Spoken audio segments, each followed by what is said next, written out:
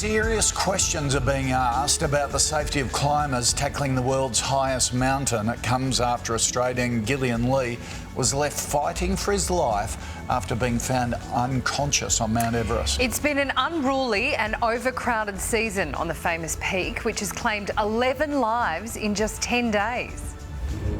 This is the image that shocked the world. Dozens of people queuing for hours on a narrow ridge known as the death zone. Oxygen is limited. Almost 9,000 metres above sea level, Mount Everest might look picturesque, but the truth is these climbers are trekking past a corpse. It's been a carnage, and I should say it has become a death race there because there was massive traffic jam and people are pushing themselves who are not even capable of doing it.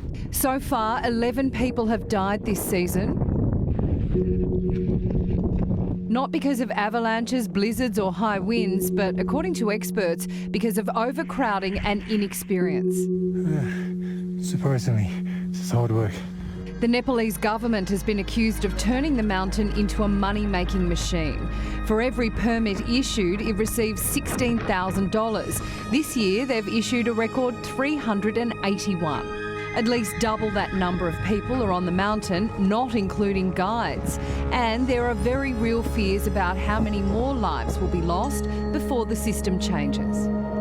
It's extraordinary, isn't it? Joining us now, Peter Wells, who successfully reached the summit of Mount Everest in 2010. Pete, good to see you again. Good to see you. Have you seen it this bad? Are you shocked by it? I am shocked by it, Koshi. I quite frankly, I thought the photograph may have been doctored when I first saw it. It's absolutely astounding just how many climbers there are. And you get this situation where it's a bottlenecking scenario where, you know, there's such a narrow ice path that you have to travel and there's people in front of you, you can't step around them, and this creates problems. So you start sucking all your oxygen, you're on limited oxygen with the tanks, you're getting cold, you're getting tired, and that's when the problems start to come. So what's going on?